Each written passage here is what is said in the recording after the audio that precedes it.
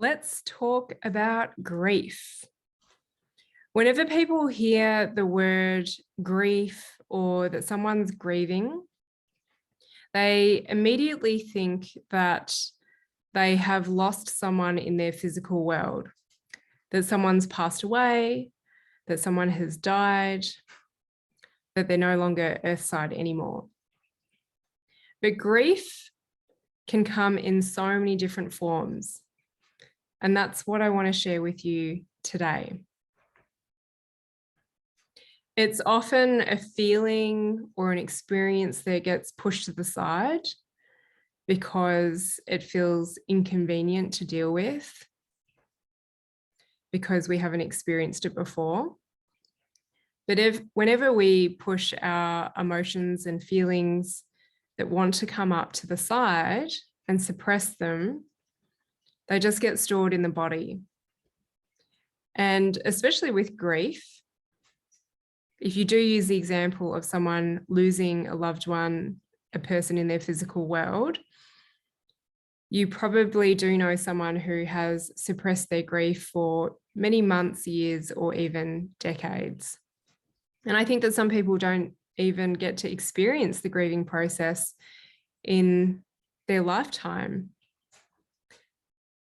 So when we push our emotions aside or we suppress them, especially in the case of grief, and we think we will deal with it later, the longer we suppress things, I believe it's the harder for us to access. So my desire is that people learn how to process their emotions in the moment.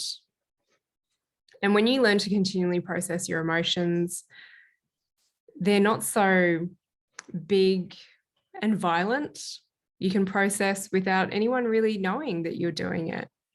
It's usually when we have so much suppressed that wants to come out, that's when we have the kind of inappropriate reactions or the ones that we don't really want others to see.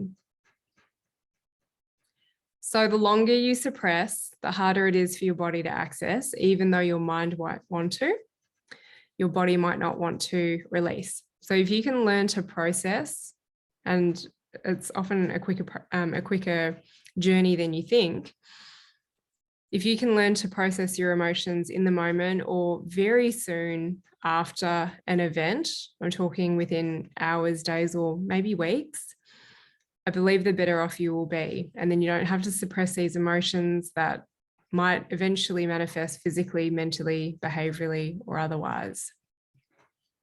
So back on topic about grief is that it comes in many different forms. And this is something that I often teach in my courses or just discuss with people, because their minds get very focused on loss, death of a person in this physical world that's no longer earthside, which definitely is a form of grief. But grief can be pet grief. And I often say to people like the fur baby mums that don't have human children, sometimes they mean so much more to them than any human in the world. And the loss of a pet doesn't just have to be a dog, a cat, or a horse. It can be anything. It can be any sort of pet. The loss of a pet can have far more impact than the loss of a human for some people. And I don't think it's to be discounted, disregarded. It's definitely a process that I will facilitate with some of my clients, is their pet grief, which often when it comes up, I think, how could this actually help me? But then when they're in the process, it's not about the story. When they're in the process, they realize how much they have held on to. So if you've got grief of a pet, please don't be shameful of it. It's a pretty powerful process to go through as well. So there's pet grief. There is also loss of organs. So you might have had something removed from your body electively or out of an emergency, or out of the belief that you had to have this body part removed. And remember, I'm not against conventional medicine. I do think it is amazing to intervene when our body gets into crisis point. And it may have been appropriate to remove a body part or an organ from your body. But I wanted to share this because I do meet a lot of people who have regret that they have removed something, or realize that they weren't informed enough to make other decisions or give certain things time. So obviously we're not going to get this body part or this organ back, but there is a way to process the emotions around what you're feeling to be more at peace around the outcome, whether or not you could have done things differently or not. Processing your emotions is not about creating guilt around the situations that you found yourself in or the decisions that you have made. So grief of loss of body parts and organs is really big. Even if you think you're okay about it, if I'm working with you, I will say, let's just go check. If you're really okay about it, we'll zip through it in a few minutes, 5 minutes, and you won't feel much. But again, I always encourage my clients to dive into the process, processing their emotions through a verbal dialogue process. The release process is very different to telling me the story of how they feel or what's going on for them or the story of what happened. So it's all about the process. And it's really fascinating when I get people to do a process with their body parts. This is one of the variations of the release process, because what I've shared most of the time is doing a process on a person. It's the easiest way to learn how to do a process, because we've usually been angry, upset, pissed off with somebody in our life, maybe in the last few days or the last week. So it's really easy to learn how to do the processing. I don't go into it in detail on the podcast because it is something that really needs the time and space to be learned and implemented and supported, whether it be one-to-one or in a group, but I'll just talk about it. So the fascinating thing is you can adapt the release process to do a release with organs. And I will actually get people talking to their organs, and their organs will talk back to them. They might look like the anatomical shape of an organ. They might just look like a color or a ball of light. Or sometimes people have the craziest visualizations and animations go on about what is going on inside their internal body. They can have little people running around. They can have animals running around in there. They can have sometimes gruesome pictures of things as well. But it's just whatever your body, whatever your mind wants to access, that's where we go. But you can do a release, a verbal dialogue process with your organs and actually have them speak back to you. And you can do this with organs that might be affected by disease states or not functioning very well and giving you some grief, before they go and whip it out. It's so worth learning how to release with your organs. And the wisdom that they have is amazing. Excuse me. And I find that even if you have had a body part or an organ removed, the intelligence and the wisdom is still there, and it can still have some pretty powerful messages for you. And I know that this might trigger or activate some people when I say this, but I am a really strong believer that your emotions get built up and stored in different body parts and different organs. And yes, it is okay in some cases to have them removed. Sometimes there are big lessons after you've had an organ removed. But if we remove it because we just want to be out of pain, sometimes it can happen, but sometimes we get a rude shock and realize that we've removed that thing and the pain that we wanted to go away hasn't gone away. And if that issue is manifesting because of an emotional root cause, then that emotion is just going to find somewhere else to settle itself in the body. If you've learnt chakras with me, there are all secondary areas for the chakras. And likewise, that an organ might govern an emotion, but there is another location that this emotion can move to and manifest the issues if you're really trying to avoid or not dealing with this emotion. I really believe that our body gives us all sorts of signs and lessons and opportunities to dive in and learn so much more about ourselves. So there's grief of people, losing them in our life, grief of loss of body parts and organs. Pets is something else I covered. And there is also grief of loss of the life that you once had.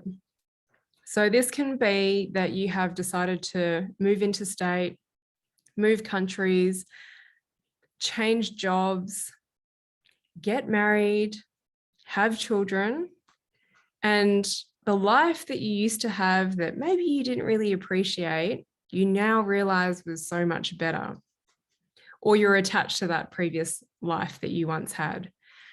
But grief of the life that you once had before changes, physical moves, relationships, children, even pre-disease or illness, you might be grieving the loss of that life. And usually what I find is that people, they can either get really down about this, or they can realize that the life that they now have is worth working with and exploring and understanding themselves on a deeper level. Because it's almost like they realize that they didn't have an appreciation for their previous life. It was never good enough, something better would come along. And often when they are struck by a disease or an illness that really shifts and changes for them, they realize how much better their life was beforehand, but not so much that they had that better life, but more to make the most of their current situation and still know that their life is great. And whenever I meet people, a lot of the time it's my clients, but sometimes it's friends who have things that have unfortunate situations that have hit them, I really use that as an opportunity for myself to reflect on my life and how I want to live it.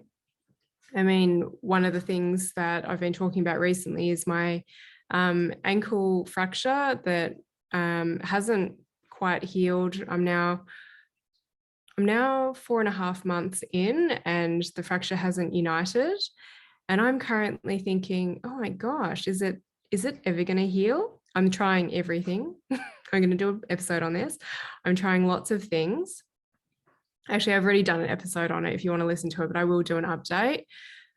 I still feel I've got time and I'm going to throw everything at this ankle, not only on the physical level, but the emotional level, to really give it the best chance to heal. Because I don't want to look back and go, oh, I should have done this.